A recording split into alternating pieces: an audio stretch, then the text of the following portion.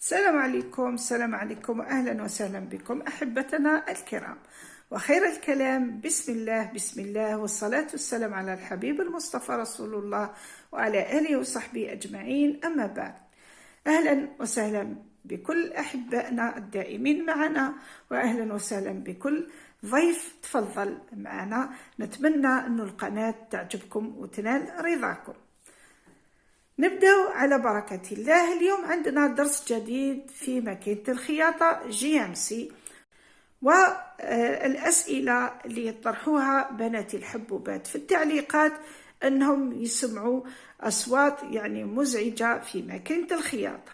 كنا من قبل في الفيديو اللي مضى عملنا حل مشكل للصوت المزعج، وهو أنها تسمع كأنك شيء كمطحنة، كأنه شيء يطحن في ماكينة الخياطة. هذا شيء خطير، راح يفسد ماكينة الخياطة. قلنا من قبل لازم نستعمله للجوزة، وراء الجوزة راح نشاهدوا تقطير الزيت، ونقطروا لها الزيت جيدا، ونقوموا بملء ماكينة الخياطة كلها زيت من الأسفل ومن الفوق.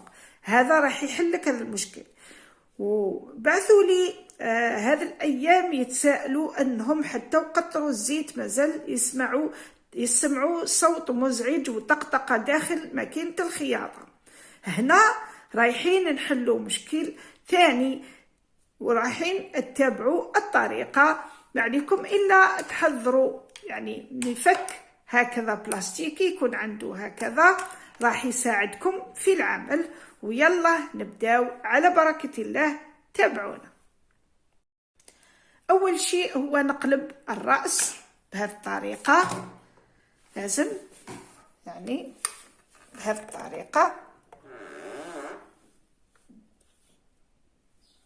للأسفل، ونوضع الرأس ونبدأ الشرح. لاحظوا هنا قلبنا رأس ماكينة الخياطة. ركزوا معايا هنا. أول شيء هو لازم دائما ماكينة الخياطة يكون فيها تقطير الزيت، لازم دائما نقطروا في هذه الأماكن اللي تتحرك، نقوموا بتقطير الزيت فيها.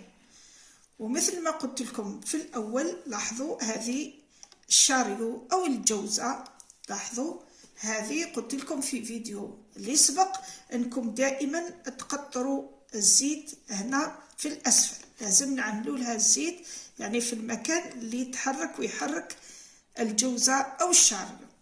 هنا هكذا ما راحش تعمل الحس أو تعمل الكراك اللي تسمعوا كأنه شيء ينكسر من الداخل. ثانيا عندنا مشكل اللي قلت في الأول، أنه تسمعوا كأنه صوت مزعج داخل ماكينة الخياطة. إذا تأكدتوا أنه عملتوا الزيت في كل الأماكن اللي تتحرك في ماكينة الخياطة، هنا تأكدوا من هذا العامل. إذا كان لما تحاولي تحركيه يعمل هذا الصوت، يتحرك هكذا ويعمل هذا الصوت، هنا وش راح تعملوا؟ نقوم بفك هذا البرغي. نقرب لكم العمل هكذا، راح تشاهدوا ما هو العمل.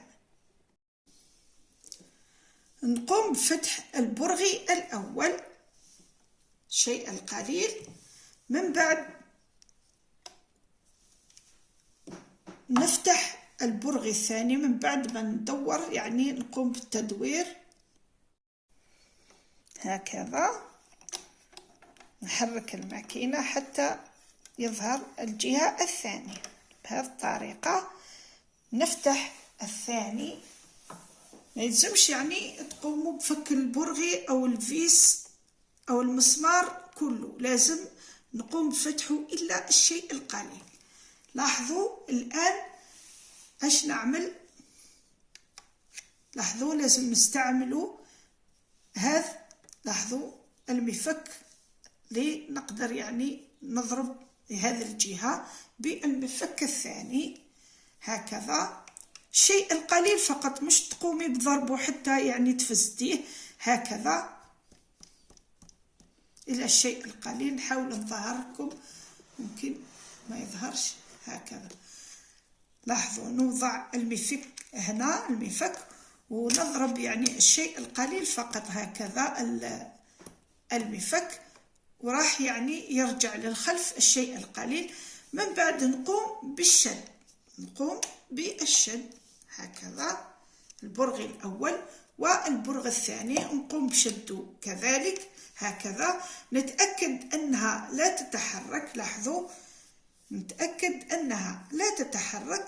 هنا يعني حليت المشكل، ما عليا إلا نكمل استعمال تقطير الزيت في الأماكن اللي نشاهد أنها جافة والأماكن اللي تكون تتحرك، من الفوق يعني في رأس ماكينة الخياطة، ومن الأسفل. هذا في معلومكم دائما اللي تكون عندها خياطة يعني دائمة للناس اللي تخيط للناس، عفوا، لازم ما تنسيش ماكينة الخياطة تاعك، لأنك رايحة تضيعيها. نرجع لحل مشكل آخر، وهو الشاريو أو الجوزاء حاملة المكوك، يعني اللي نستعملوا فيها المكوك. لما نقلب ماكينة الخياطة راح تظهر بهذا الشكل. ركزوا معايا هنا، في بعض السيدات يعني راسلوني بأنهم تنكسر الإبرة ويبقى رأس الإبرة من الداخل أو الخيط. ركزوا معنا هنا كيف راح تكون طريقة ثانية لإخراجها. أولا لازم دائما يكون عندك هذا التورنيفيس أو المفك اللي يكون عنده هنا هذا القطعة البلاستيكية.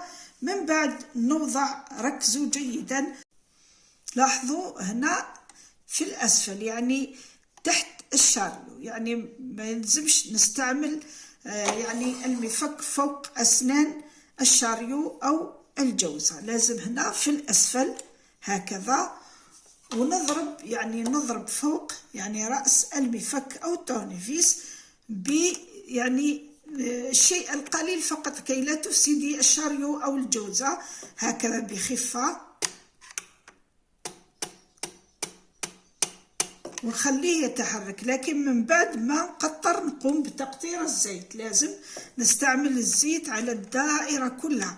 إذا كان خيط رايح يتنازع، وإذا كان طرف قماش رايح يعني يخرج لك بسهولة، لما تقطري الزيت رايحة نعمل هكذا بخفة فقط، نضرب يعني الشيء القليل فقط، ورايحة تتأكدي أنه يتحرك الشيء القليل. لاحظوا هكذا. من بعد